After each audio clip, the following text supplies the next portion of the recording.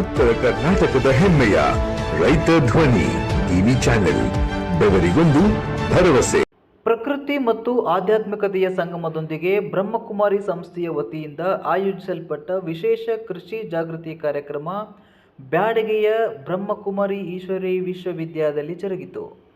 ಈ ವಿಶೇಷ ಕಾರ್ಯಕ್ರಮದಲ್ಲಿ ಮೌಂಟ್ ಅಬುದಿಂದ ಆಗಮಿಸಿರುವ ಹಿರಿಯ ರಾಜಯೋಗಿ ಶೇಖರಣ್ಣ ಹಾಗೂ ಗಣ್ಯರು ಕೃಷಿಯ ಮಹತ್ವ ಮತ್ತು ರೈತ ಮಕ್ಕಳಲ್ಲಿ ಕೃಷಿಯ ಕುರಿತು ಸ್ಪಷ್ಟನೆ ಮೂಡಿಸುವ ಕುರಿತು ಮಾತನಾಡಿದರು.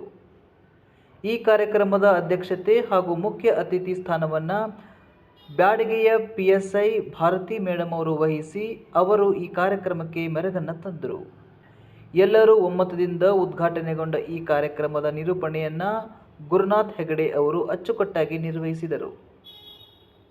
ಕೃಷಿಯಲ್ಲಿ ಸಾವಯವ ಪದ್ಧತಿಗಳನ್ನು ಅಳವಡಿಸಿಕೊಳ್ಳುವುದರ ಜೊತೆಗೆ ಯೋಗ ಮತ್ತು ಧ್ಯಾನದ ಮೂಲಕ ಉತ್ತಮ ಬೆಳೆ ಹಾಗೂ ಆರೋಗ್ಯಕರ ಕೃಷಿ ವಾತಾವರಣ ನಿರ್ಮಾಣ ಮಾಡುವ ಕುರಿತು ಬ್ಯಾಡಗೆಯ ಪ್ರಜಾಪಿತ ಬ್ರಹ್ಮಕುಮಾರಿ ಈಶ್ವರಿ ವಿಶ್ವವಿದ್ಯಾಲಯದ ವತಿಯಿಂದ ಕೃಷಿ ಸಮಾಲೋಚನಾ ಕಾರ್ಯಕ್ರಮ ನಡೆಯಿತು. ಕಾರ್ಯಕ್ರಮದಲ್ಲಿ ಯೋಗ, ಧ್ಯಾನ ಹಾಗೂ ಸಕಾರಾತ್ಮಕ ಚಿಂತನೆಯು ಕೃಷಿಕರ ಜೀವನದಲ್ಲಿ ಮಹತ್ವದ ಪಾತ್ರ ವಹಿಸುತ್ತದೆ. ರೈತರು ಮಾನಸಿಕ ಒತ್ತಡವನ್ನು ಕಡಿಮೆ ಮಾಡಿಕೊಂಡು ಶಾಂತ ಮನಸ್ಸಿನಿಂದ ಕೃಷಿ ಚಟುವಟಿಕೆಗಳನ್ನು ಕೈಗೊಳ್ಳುವುದರಿಂದ ಕೃಷಿಯಲ್ಲಿ ಹೊಸ ಆಲೋಚನೆ ಮತ್ತು ಉತ್ತಮ ನಿರ್ಧಾರಗಳನ್ನು ಕೈಗೊಳ್ಳಲು ಸಾಧ್ಯವಾಗುತ್ತದೆ ಎಂದು ತಿಳಿಸಿದರು. ಇದೇ ವೇಳೆ ಬ್ಯಾಡಗೆಯ ಪ್ರಜಾಪಿತ ಬ್ರಹ್ಮಕುಮಾರಿ ವಿಶ್ವವಿದ್ಯಾಲಯದಲ್ಲಿ ಯೋಗ, ಧ್ಯಾನ ಹಾಗೂ ಸಾವಯವ ಮತ್ತು ನೈಸರ್ಗಿಕ ಕೃಷಿ ಕುರಿತು ಸಮಾಲೋಚನೆ ಕಾರ್ಯಕ್ರಮ ನಡೆಯಿತು. ಕೃಷಿಯಲ್ಲಿ ರಾಸಾಯನಿಕ ಬಳಕೆ ಕಡಿಮೆ ಮಾಡಿ ನೈಸರ್ಗಿಕ ಪದ್ಧತಿಗಳನ್ನು ಅಳವಡಿಸಿಕೊಳ್ಳುವ ಕುರಿತು ಮಾಹಿತಿ ನೀಡಲಾಯಿತು. ಕಾರ್ಯಕ್ರಮದ ಅಧ್ಯಕ್ಷತೆ ವಹಿಸಿದ ಬ್ಯಾಡಗೆಯ PSI ಭಾರತಿ ಮೇಡಮ್ ಮಾತನಾಡಿ, ಯೋಗ ಮತ್ತು ಧ್ಯಾನದಿಂದ ಮನಸ್ಸಿಗೆ ಶಾಂತಿಯ ಜೊತೆಗೆ ಕೃಷಿಯಲ್ಲೂ ಸಕಾರಾತ್ಮಕ ಚಿಂತನೆ ಬೆಳೆಸಿಕೊಳ್ಳಬಹುದು ಎಂದು ಹೇಳಿದರು. ಕಾರ್ಯಕ್ರಮದಲ್ಲಿ ರೈತರು ಹಾಗೂ ಗಣ್ಯರು ಭಾಗವಹಿಸಿದ್ದರು. ಮೌಂಟ್ ಅಬುವಿನಿಂದ ಆಗಮಿಸಿದ ಶೇಖರಣ್ಣ ಅವರು ಕಾರ್ಯಕ್ರಮದ ಕುರಿತು ವಿಶೇಷವಾಗಿ ಮಾತನಾಡಿದ್ದು, ಯೋಗ, ಧ್ಯಾನ ಹಾಗೂ ಸಾವಯವ ಕೃಷಿಯ ಮಹತ್ವವನ್ನು ವಿವರಿಸಿದ್ದಾರೆ. ಅವರು ಏನು ಹೇಳಿದ್ದಾರೆ ಎಂಬುದನ್ನು ನೋಡೋಣ ಬನ್ನಿ. ಓಂ ಶಾಂತಿ. ಪ್ರಕೃತಿ, ಪರಮಾತ್ಮ ಮತ್ತು ಪ್ರಪಂಚ, ಈ ಒಂದು ಆಧ್ಯಾತ್ಮಿಕಕ್ಕೂ ಇದಕ್ಕೂ ಲಿಂಕ್ ಏನಿದೆ ಅಂತ, ಪರಮಾತ್ಮನಿಗೂ ಮತ್ತು ಪ್ರಕೃತಿಗೂ ಅಮರವಾದ ಸಂಬಂಧವಿದೆ. ಆ ಸಂಬಂಧದ ಅನುಭೂತಿನೇ ಬೆಳೆಯಿಂದ ನಾವು ಅನೇಕರ ಆರೋಗ್ಯವನ್ನು ಉಳಿಸ್ಬೋದು. ಇವತ್ತಿನ ರೈತನೇ ಮುಂದಿನ ದೇಶದ ಒಂದು ಪ್ರಜೆ ಅಥವಾ ನಮ್ಮ ದೇಹಕ್ಕೆ ಆಹಾರ ಹೇಗೆ ಮುಖ್ಯನೋ ಹಾಗೆ ಪರಮಾತ್ಮನೂ ಅಷ್ಟೇ ಮುಖ್ಯ ಇದೆ. ಆ ಪರಮಾತ್ಮನನ್ನು ನಮ್ಮ ಮನಸ್ಸಿನಿಂದ ನಾವು ಧ್ಯಾನ ಮಾಡೋದ್ರಿಂದ ಮನೆ ಶಾಂತಿ, ಮನಃಶಾಂತಿ, ಜಗತ್ ಶಾಂತಿ ಆಗಲಿಕ್ಕೆ ಸಾಧ್ಯ. ಎಲ್ಲರೂ ಸಹ ಪರಮಾತ್ಮನನ್ನು ನೆನಪು ಮಾಡಲಿ ಅಂತ ನಾನು ಕೇಳ್ಕೊಳ್ತಾ ಇದ್ದೀನಿ. ಅದರ ಜೊತೆಗೆ ಅನ್ನ ತಾಯಿ ಅಥವಾ ಭೂತಾಯಿ ಅಷ್ಟೇ ಗೌರವಿಸುವಂಥ ಲಕ್ಷಣ ನಮ್ಮೆಲ್ಲ ಭಾರತೀಯರಲ್ಲಿ ಬರಬೇಕಾಗಿ ಕೇಳ್ಕೊಳ್ತಾ ಇದ್ದೀನಿ. ಓಂ ಶಾಂತಿ. ಓಂ ಶಾಂತಿ. ಪ್ರಜಾಪಿತ ಬ್ರಹ್ಮಕುಮಾರಿ ಈಶ್ವರಿಯ ವಿಶ್ವವಿದ್ಯಾಲಯದಲ್ಲಿ 25 ವಿಂಗಗಳಲ್ಲಿ ಗ್ರಾಮ ವಿಕಾಸ ಎಂಬತಕ್ಕಂಥದ್ದು ವಿಂಗ್.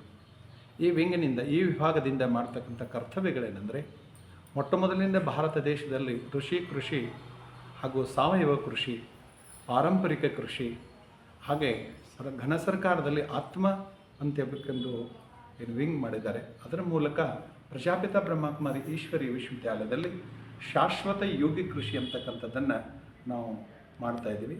ಅದು ಪಾಸಿಟಿವ್ ಥಾಟ್ಸ್ನಿಂದ ಯಾವ ರೀತಿಯಾಗಿ ಗಿಡಗಳ ಜೊತೆ ಮಾತನಾಡೋದಾಗಲಿ, ಅವುಗಳೇ ಪ್ರಮೋಟ್ ಮಾಡೋದಾಗಲಿ ಮಾಡ್ತಕ್ಕಂಥ ವ್ಯವಸ್ಥೆಯನ್ನು ನಾವು ಕೇವಲ ನಮ್ಮ ದೃಷ್ಟಿಯಿಂದ ಅಲ್ಲ, ಯೂನಿವರ್ಸಿಟಿಯಲ್ಲಿ ವ್ಯವಸ್ಥೆಯನ್ನು ಮಾಡ್ತಾ, ನಾನು 10 ಯೂನಿವರ್ಸಿಟಿಯಲ್ಲಿ ಶಾಶ್ವತ ಯೋಗ ಕೃಷಿಯ ಬಗ್ಗೆ ಪ್ರಾಯೋಗಿಕವಾಗಿ 10 ಗುಂಟೆಯಲ್ಲಿ ರಾಸಾಯನಿಕ, 10 ಗುಂಟೆಯಲ್ಲಿ ಸಾವಯವ, 10 ಗುಂಟಾದಲ್ಲಿ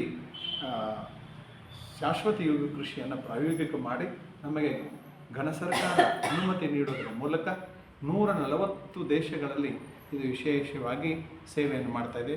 ಈಗ 13 ರಾಷ್ಟ್ರಗಳಲ್ಲಿ ಶಾಶ್ವತ ಯೋಗ ಕೃಷಿಯನ್ನು ಗ್ರಾಮ ವಿಕಾಸ್ ವಿಂಗಿನ ಹೆಡ್ ಆಗಿರ್ತಕ್ಕಂಥ ಸರಳಾಬೇನವರು ಹಾಗೂ ರಜನೇಬೇನವರು ಹಾಗೂ ನಮ್ಮ ರಾಜುಭಾಯಿ ಅವರು ಕೂಡಿ ಈ ಕಾರ್ಯವನ್ನು ಮಾಡ್ತಾಯಿದ್ದಾರೆ.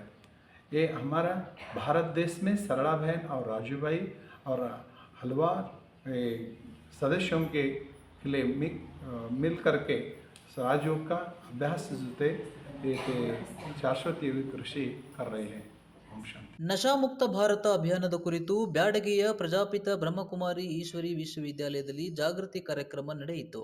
ನಶೆಯಿಂದಾಗುವ ದುಷ್ಪರಿಣಾಮಗಳ ಕುರಿತು ಅರಿವು ಮೂಡಿಸುವ ಜೊತೆಗೆ ನಶಾಮುಕ್ತ ಸಮಾಜ ನಿರ್ಮಾಣಕ್ಕೆ ಎಲ್ಲರೂ ಕೈ ಜೋಡಿಸುವಂತೆ ಕರೆ ನೀಡಲಾಯಿತು. ಇದೇ ಸಂದರ್ಭದಲ್ಲಿ ನಶಾಮುಕ್ತ ಭಾರತ ಅಭಿಯಾನವನ್ನು ಯಶಸ್ವಿಯಾಗಿ ನಡೆಸುವ ಸಂಕಲ್ಪದೊಂದಿಗೆ ಎಲ್ಲರೂ ಪ್ರಮಾಣ ವಚನವನ್ನು ಕೂಡ ಸ್ವೀಕರಿಸಿದರು. ಈ ಕುರಿತು ಕಾರ್ಯಕ್ರಮದಲ್ಲಿ ಏನು ಮಾತನಾಡಲಾಯಿತು ಬನ್ನಿ ನೋಡೋಣ. ನಮ್ಮ ಭಾರತದ ಘನ ಸರ್ಕಾರ ಆಗಸ್ಟ್ 2ನೇ ತಾರೀಕು 10 ಕೋಟಿ ನಶಾಮುಕ್ತ ಪ್ರತಿಜ್ಞೆಯ ಕಾರ್ಯಕ್ರಮವನ್ನು ಹಮ್ಮಿಕೊಂಡಿದ್ದು. ಇದನ್ನು ನಮ್ಮ ಆದರಣೀಯ ಪ್ರಧಾನಮಂತ್ರಿ ಮೋದಿಜಿಯವರು ಉದ್ಘಾಟನೆ ಮಾಡಿದರು. ಅದರ ಅಂಗವಾಗಿ ದೇಶದಲ್ಲೆಲ್ಲ ನಶಾಮುಕ್ತಿ ಪ್ರತಿಜ್ಞೆಯನ್ನು ಕೈಗೊಂಡಿದೆ. ನಮ್ಮ ವಿಶ್ವವಿದ್ಯಾಲಯ ಡಾಕ್ಟರ್ ಬನಾರಸ್ ಬಾಯಿಯವರು ಈ ಮೆಡಿಕಲ್ ವಿಂಗಿನ ಮುಖ್ಯಸ್ಥರಾಗಿದ್ದಾರೆ. ಅವರ ಅಂಡದಲ್ಲಿ ನಾವೆಲ್ಲ ಕಡೆಯಲ್ಲಿ ಬಂದು ಈ ಒಂದು ಕಾರ್ಯಕ್ರಮದಲ್ಲಿ ಭಾಗವಹಿಸ್ತಾ ಇದ್ದೀವಿ. ಈ ಬ್ಯಾಡಗಿಯ ಸಹೋದರಿಯರ ಸುರೇಖಾಕನವರ ನಿಮಂತ್ರಣದ ಅಂಗವಾಗಿ ಈ ಒಂದು ಸುತ್ತಮುತ್ತಲು ಹಳ್ಳಿಗಳಲ್ಲಿ ಮತ್ತು ಶಾಲೆಗಳಲ್ಲಿ ಈ ಕಾರ್ಯಕ್ರಮವನ್ನು ನೆರವೇರಿಸಿದ್ದೇವೆ. ಸುಮಾರು ಒಂದು 5,000ಕ್ಕಿಂತ ಹೆಚ್ಚು ಜನ ಈಗ ಆಗಲೇ ಪ್ರತಿಜ್ಞೆಯನ್ನು ಮಾಡಿದ್ದಾರೆ. ನಮ್ಮ ಪ್ರತಿದಿನ ನಾವು ಕೇಳ್ತೀವಿ, ಈ ನಶೆಯಿಂದ ವ್ಯಸ್ತರಾಗಿ ಸೂಸೈಡ್ ಮಾಡ್ಕೊಳ್ತಾ ಇದ್ದಾರೆ, ಕಾಯಿಲೆಯಿಂದ ಸಾಯ್ತಾ ಇದ್ದಾರೆ. ಇವ್ರನ್ನೆಲ್ಲರನ್ನು ನಾವು ಜಾಗೃತಗೊಳಿಸ್ಬೇಕಂದ್ರೆ ಇವತ್ತು ಚಿಕ್ಕ ವಯಸ್ಸಿನ ಯುವಾವಸ್ಥೆಯಲ್ಲಿಯೇ ಅವ್ರಿಗೆ ನಾವು ಪ್ರತಿಜ್ಞೆ ಮಾಡಿಸಿದಾಗ ನಮ್ಮ ಭಾರತ ನಶಾಮುಕ್ತ ಭಾರತವಾಗಿ ಹೊಮ್ಮುತ್ತದೆ, ನಾಳೆ ವಿಶ್ವಗುರು ಭಾರತವಾಗಿ ಹೊಮ್ಮುತ್ತದೆ ಅಂತ ನಾನು ಆಶಿಸ್ತೀನಿ. ಕಾರ್ಯಕ್ರಮದ ಕೊನೆಯಲ್ಲಿ ಆಗಮಿಸಿದ ಗಣ್ಯ ಅತಿಥಿಗಳಿಗೆ ಹಾಗೂ ಕಾರ್ಯಕ್ರಮದ ಅಧ್ಯಕ್ಷತೆ ವಹಿಸಿದ ಬ್ಯಾಡಗಿ PSI ಭಾರತಿ ಮೇಡಮ್ ಅವರಿಗೆ ಆತ್ಮೀಯವಾಗಿ ಗೌರವಪೂರ್ವಕವಾಗಿ ಸನ್ಮಾನಿಸಲಾಯಿತು. ಕಾರ್ಯಕ್ರಮದಲ್ಲಿ ಭಾಗವಹಿಸಿದ ಎಲ್ಲ ಗಣ್ಯರಿಗೆ ಕೃತಜ್ಞತೆಯನ್ನ ಸಲ್ಲಿಸಲಾಯಿತು.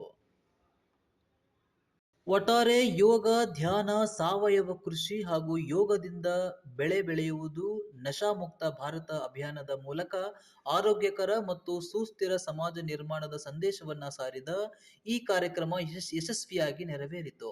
ಇಂತಹ ಮಹತ್ವದ ಕಾರ್ಯಕ್ರಮಗಳನ್ನ ಮತ್ತಷ್ಟು ಸುದ್ದಿಗಳಿಗಾಗಿ ರೈತ ಧ್ವನಿ ಮೀಡಿಯಾ ನ್ಯೂಸ್ ಅನ್ನ ಸಂಪರ್ಕಿಸಿ. ನಾನು ಶಶಾಂಕ್ ಆರ್ಕೆ.